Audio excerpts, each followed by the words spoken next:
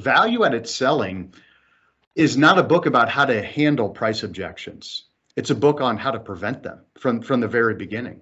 And that's where I think some salespeople struggle to sell value is that, first of all, they try to think about ways they can overcome a price objection after it's already surfaced. And really, value-added selling is about proactively taking control of that sales conversation and guiding it down a path of value and away from price.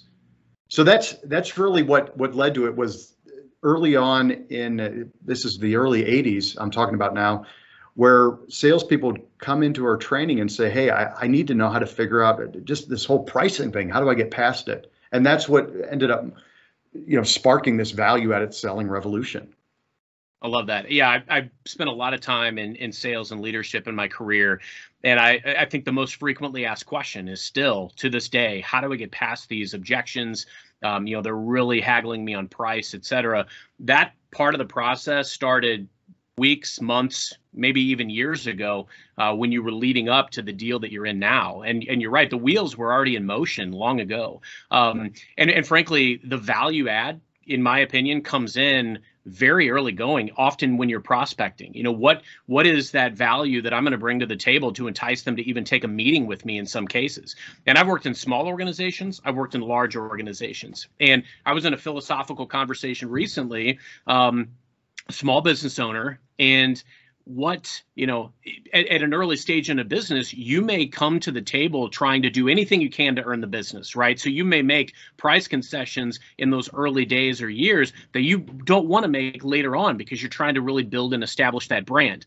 So I couldn't agree more. And Paul, I'd like to hone in on that because I think you really hit it. Why we struggle to sell value, and it's because of some of those parameters that lead us to where we are now. The game is being played, and some of the maybe missteps or steps that we felt were necessary previously got us into this price discussion. But how do we get past the price objection? And better yet, how do we set the foundation so that the price objection doesn't even come at all? Yeah, absolutely. Great question. Loaded question, too. There's a lot to cover on there, which we can certainly cover. When we think about price, first things first, when price becomes the primary issue, it's because of an absence of value. Price is only an issue in the absence of value. And I think it's important for the whole community to understand that. Because once a buyer fully understands the value of what you bring, how it can impact their business, then price will become less of an issue. Now, there's a couple of things at play here. All right, Carson, you got to remember, think about this. Let's say you're selling an enterprise solution to a large corporation. All right. You're going to spend a lot of time understanding their needs, the discovery, the needs analysis stage, whatever you want to call it. You're understanding their needs. You're putting together a solution based on their needs. You got to remember that for every value-added selling course out there, there's also a course for buyers to do the opposite of what you're trying to do. So you've got savvy buyers. You've got people that know if they can make you feel the pressure, make you feel that pricing pressure, you're more likely to cave in and discount. Because as salespeople, we know what the big fear is. The fear is we're going to lose the business. And that fear of losing the business is so painful that we're willing to give up profit. We're willing to give up our own commissions in certain cases just to get something. We feel that pressure. All right. So there's a few things we can do to balance that pressure out. Number one, we got to make the buyer understand their pressure. We got to ask questions that call attention to their specific needs, things that are important to them, the pressure they're feeling. And by doing that, it'll make them aware, right? When buyers become more aware of the complexity of their needs and just how bad they need your solution, price becomes less of an issue. So we got to ask those bigger questions that really cause the buyer to think bigger. Another thing we can do, we want the buyer to think into the future. We want them to, we call it stretching the time horizon.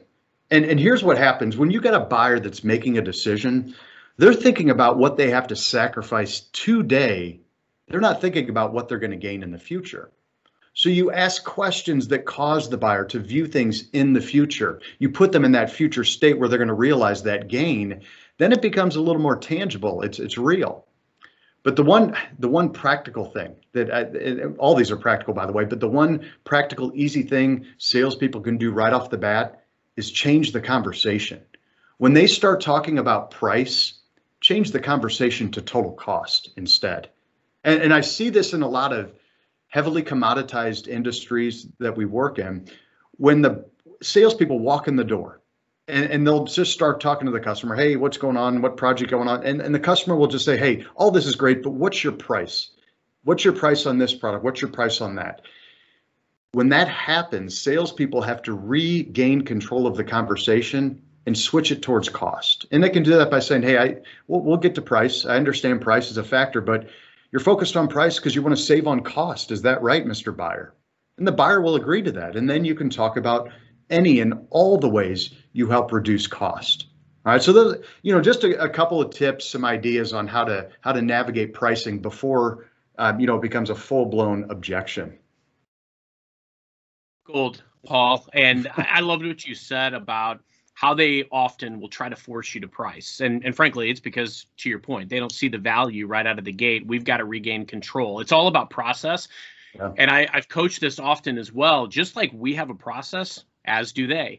And it's often when you don't take the beaten path of the 95, 99% of other sellers who have come before you and failed. If you don't take that same path, that gives you a higher probability of success because you stand out. So I believe strongly in, finding ways to get their attention in different and unique ways. Often you've got to take a unique approach when you're prospecting to get to the meeting, offer some kind of valuable nugget about the industry or insight, but also things that are personal to them. We have that massive well of social information that we can obtain now. So there's no excuse not to do your homework and do your research. You've got to have some unique value to bring to the table in the early going to set the table for where you want to go. And I think, frankly, as well, taking a holistic lens to the discussion. You can't just come in and try to give a litany of the things about your product and service that are superior, because, again, they've got people to answer to. Yeah. And that's another discussion point as well around often we try to arm procurement or other folks in the organization who are not the final decision makers with the information that ultimately we're relying on them to do our job, to sell that internally. And they're the ones also getting pressured on price. And so we've got to make sure we think about this very holistically and arm everybody that we talk to with the proper information.